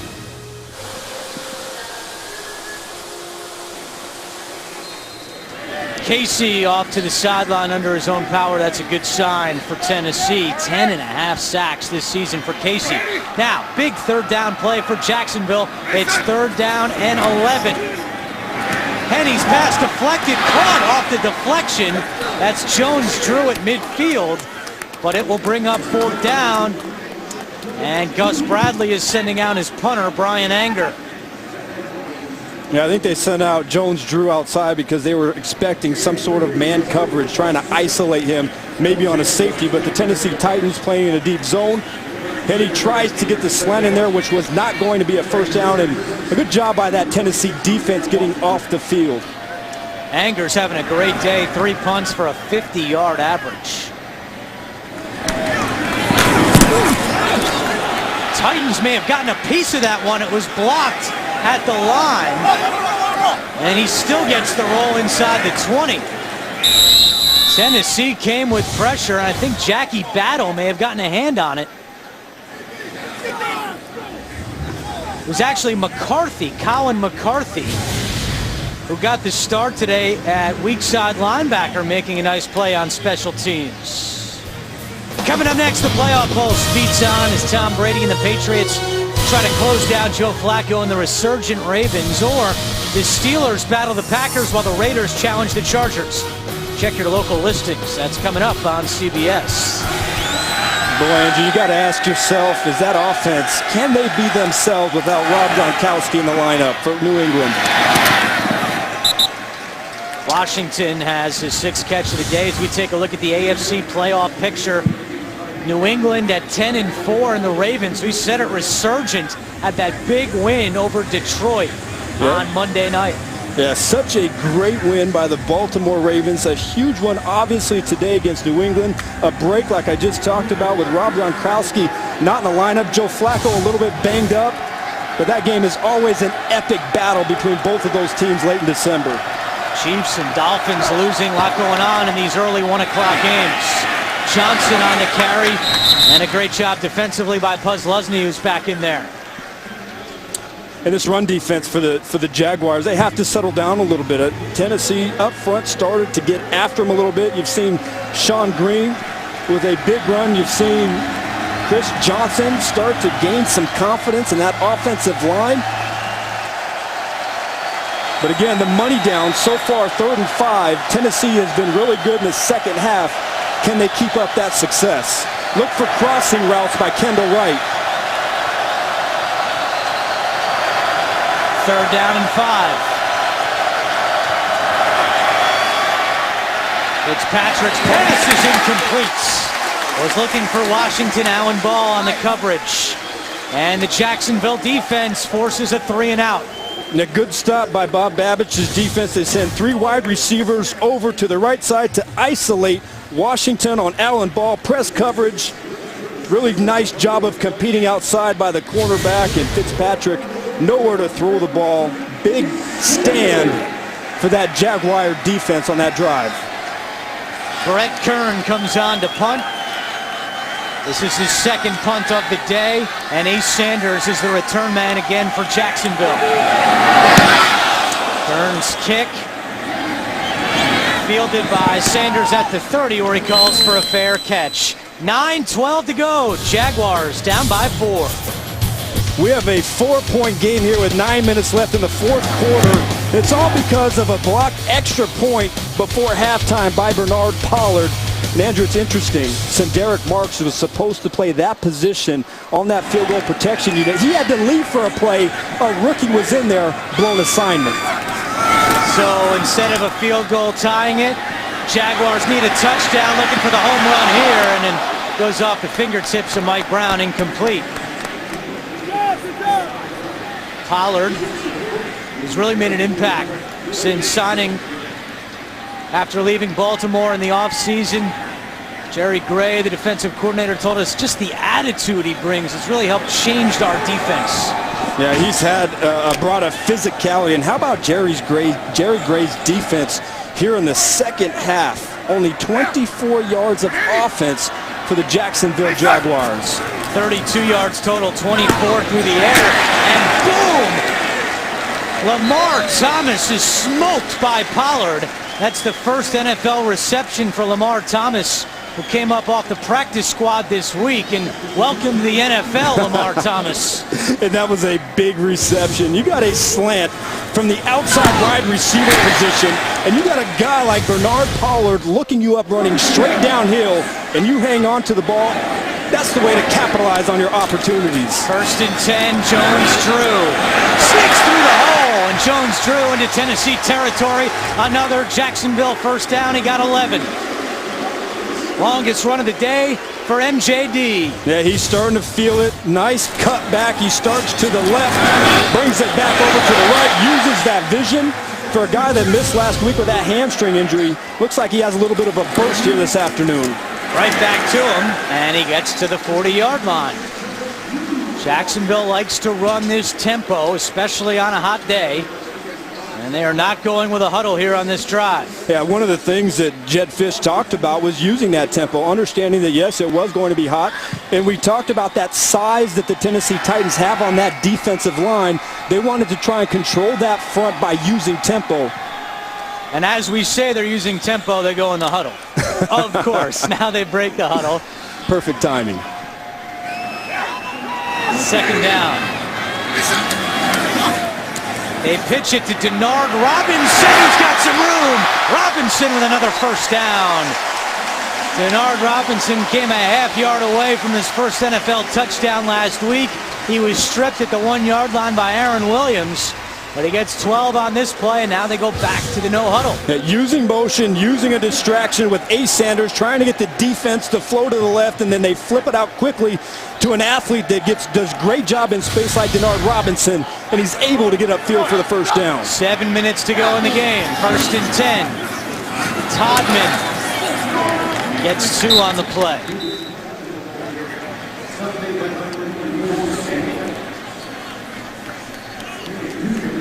Jaguars offensive line doing a nice job on this drive. Brad Meester, his final home game after spending all 14 years of his career in Jacksonville. And what's amazing is the fact that he's been relatively healthy. For a guy that's played that long at center on the offensive line, he's in great shape. And by the way, he kept the football after he made his first NFL catch. Jones-Drew out of the backfield, and he gets caught at the 22-yard line. Moses Foku forces him out. I really like the crispness and the quickness that the way this offense is executing right now. They came out after giving up a touchdown to the Tennessee Titans and have been very aggressive, very creative, making some nice plays in the running game. And Chad Henne is able to get the ball out of his hands quickly. Henne with the 2 touchdowns today. He now has multiple touchdown passes in 4 straight games. On 3rd down, Ace Sanders with some running room, and he is taken down quickly by Jason McCourty. Now, I'm not sure where they're going to spot his forward progress. It's going to be just short. It's going to be 4th and a half yard. Well, you talk about an excellent play outside by Jason McCourty, throwing Mike Brown off of the block in a one-on-one matchup and making the tackle to force the 4th down. And that's Adam, about as good as it gets out there at the cornerback position. Great play. If they didn't have the block extra point, they could kick a field goal here. Instead, they go for it on 4th and 1, and Jones-Drew is stuffed. Pollard leading the charge. And they didn't get there. Turnover on downs.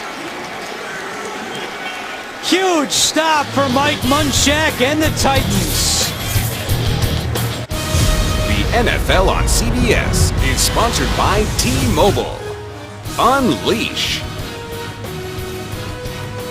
And by Kay Jewelers, the #1 jewelry store in America. Every kiss begins with K.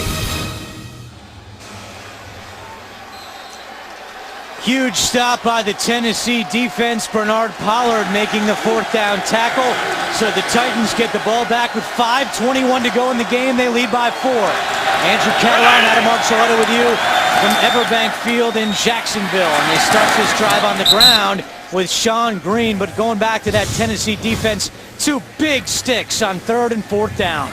Just Jason McCourty outside beating that one-on-one block when everything was perfect for Ace Sanders to get the 1st down, and then how do you follow it up? You got a physical, strong safety that leads the team in tackles, coming up and making a big play in the backfield on 4th and 1, Bernard Pollard. Pollard key on that play for 2 reasons. If he didn't block the extra point, Jacksonville could have kicked a field goal and tie it. Instead, they go for it, and Pollard makes the tackle. 2nd down and 6. It's Green again, some room up the middle. And a Tennessee 1st down. Josh Evans makes the tackle. 14-yard run for Sean Green. Well, and if you're Mike Munchak and you're Bruce Matthews, the offensive line coach, this is what you want to see at this point in the game with 4 minutes, 17 seconds left, nursing a 4-point lead. Can your offensive line and your running backs take over this football game and not give Jacksonville the opportunity to get the ball back on offense? Tennessee has rushed for 174 yards today. Their season high is 198.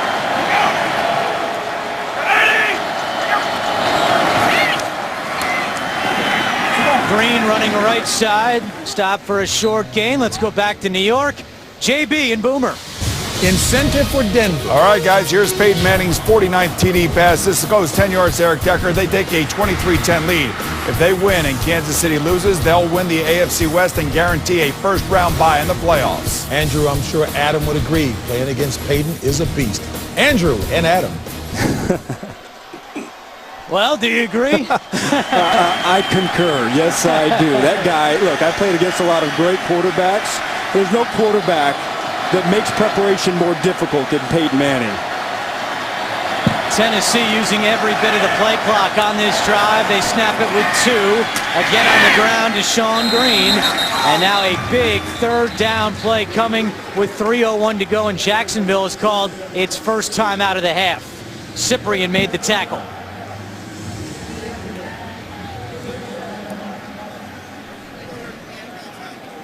Well, Saturday, CBS Sports brings you a pair of rivalries. First up, Syracuse hosts Villanova. Then the Bluegrass State takes center stage when defending national champion Louisville visits arch rival Kentucky. It all starts at 2 Eastern on the home of the men's national championship game, CBS Sports.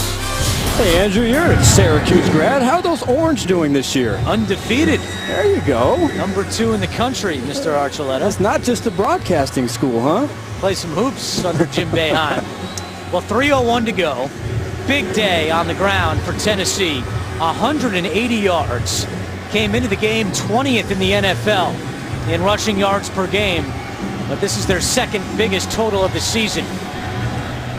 Big play coming here on 3rd down and 4. Tennessee has struggled mightily today on 3rd downs. 2 out of 11. Bruce Matthews, the Hall of Famer, the offensive line coach for Tennessee.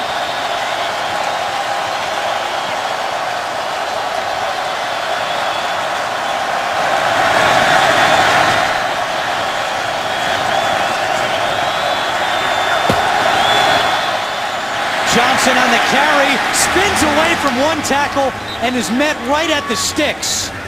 That spin from Johnson may have given Tennessee a first down. Boy, that's going to be really close, Andrew, but regardless, you got to love the effort, and this was what they want to see from Chris Johnson. Contact made right there on the backfield. He takes the shot, he spins. It's tough to see from that angle. That's a good, tough run on 3rd and short when your football team needs it. Bruce Matthews has tried to mesh this offensive line together with 2 rookies starting on the line this year, Schwanke and Warmack, and they're going to measure.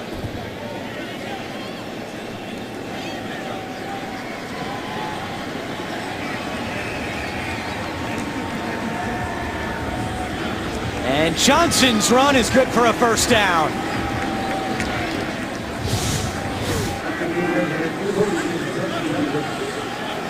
Yeah, this is just a great job by Chris Johnson. He sees the hole, he accelerates, and right there, that contact right there to keep his legs going and make the extra effort for the first down. Excellent job from the Titans running attack.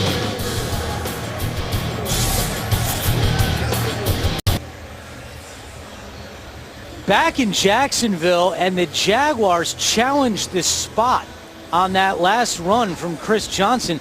And if they lose this challenge, they'll lose a timeout. It would leave them with just 1 remaining for the rest of the game. That's a tough situation. Very great area. You want to get the ball back and give your offense that chance. After reviewing the play, the ruling on the field stands. Jacksonville has charged their first timeout. As I was saying, Andrew, you want to give your offense a chance if it's close and hopefully force the Tennessee Titans to pump. But now that's like a double whammy. Not only do they get the first down, but now you're only down to 1 more timeout. So a very difficult situation for Gus Bradley to be in. Yeah, Bill Vinovich said that incorrectly. They have 1 timeout remaining now after losing the challenge. So they have the timeout and the 2-minute warning. That's the only way that Jacksonville can stop the clock.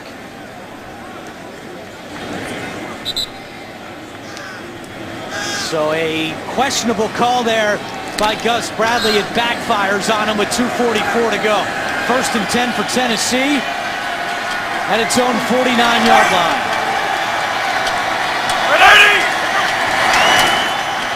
This is Johnson trying to get on the outside, not doing. Jonathan Cyprien comes up to make the tackle, and Bradley uses his final timeout. No, you can't dance back there. I know Chris Johnson, he thinks he sees something out there to the outside, but this is a situation where you have to know exactly what you need. You cannot afford right now to put your team in a loss because now conceivably you're going to force this team to have to pass in order to try and get a first down. Jordan Miller a little shaken up on the play for Jacksonville.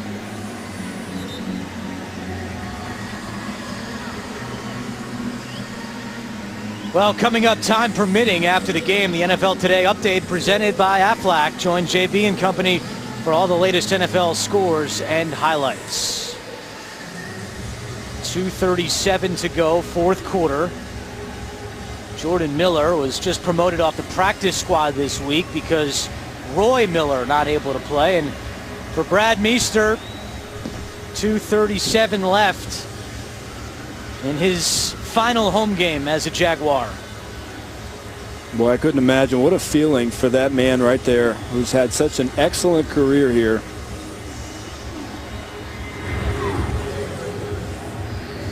Building a house in his native Iowa. He's going to hang around in Florida for the next year. He's actually going to go to a motorcycle school in Daytona. He wants to work on bicycles.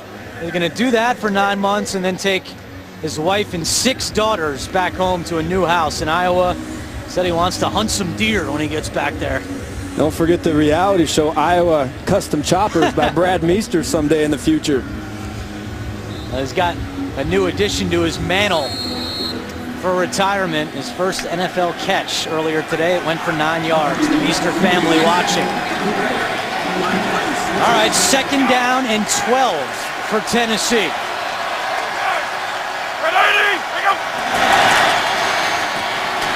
Sean Green stacked up at the line of scrimmage. Now Jacksonville cannot stop the clock. And Derek Marks makes the tackle. And that should be the final play before the 2-minute warning. Now you're going to be sitting here at 3rd and 12. If you're Mike Munchak, do you throw the ball, try and get a first down on a long yardage, low percentage situation, or do you just run the ball after the 2-minute warning and make sure you milk as much time off the clock as possible? We will find out when we come back. 2-minute warning, big 3rd down and 12 coming up on CBS. 3rd down and 12 for Tennessee. A first down for all intents and purposes would end the game. Jacksonville has no timeouts remaining. Easy decision, Andrew. You run this ball, let your defense win the game for you. Sean Green on the carry, and he is stopped short of midfield. That brings up 4th down and long. Jacksonville cannot stop the clock. And Mike Munchak has sent out his punter. And that's really the right decision. Of course, you would love to try and pick up that first down, but this defense has been simply outstanding so far in the second half, trying to pin that Jacksonville offense, make them drive the length of the field is the best possible choice for Mike Munchak.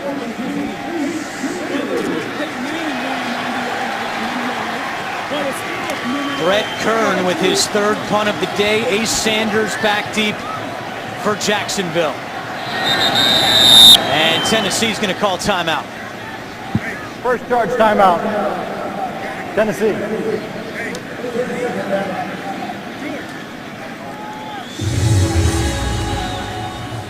Aerial coverage of today's game is provided by MetLife. 1:15 to go. Jacksonville will have no timeouts when they get the ball back. Chad Henne, 233 yards passing and 2 touchdowns today. Can he lead Jacksonville down the field with such an inexperienced group of wide receivers? And keep in mind, again, I know we've harped on this throughout the quarter, but if that extra point wasn't blocked, all they would need to do would be to get into field goal range for Josh Scobie. Instead, because of the Pollard block, Jacksonville has to score a touchdown. Isn't it amazing, Andrew, how much those small little details matter? I mean, just an extra point, and here we are, has a major effect on the outcome of this game. Sanders awaiting the punt at his own 10-yard line.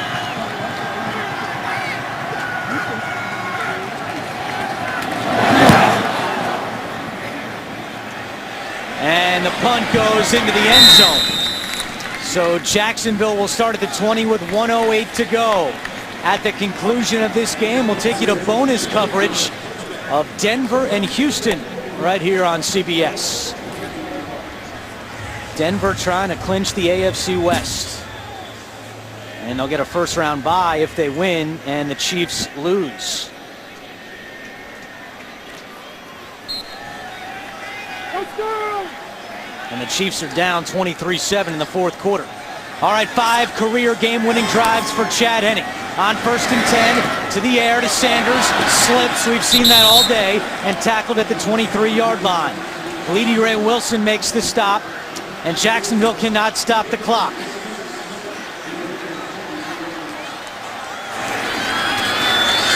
Henne over the middle, intercepted!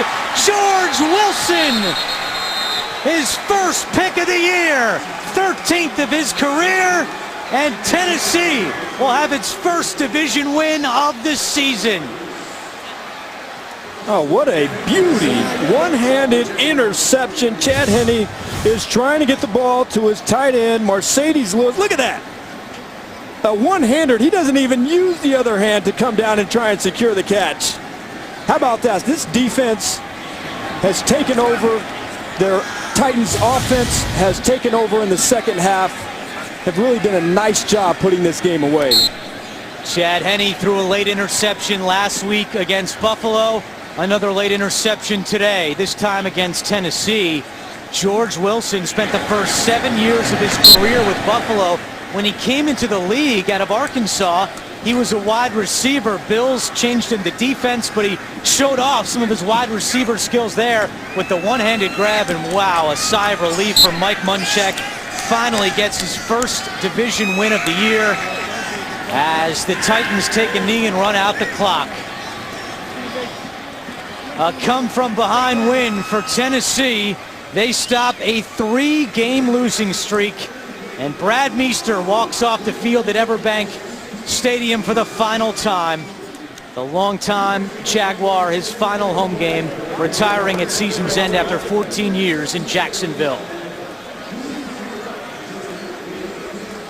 Final score, Tennessee 20, Jacksonville 16. Coming up next, New England at Baltimore, Pittsburgh at Green Bay, or Oakland at San Diego. Also, bonus coverage of Denver and Houston. For Adam Archuleta, this is Andrew Catalon saying so long from Jacksonville. You've been watching the NFL on CBS. Thanks for watching and happy holidays, everybody.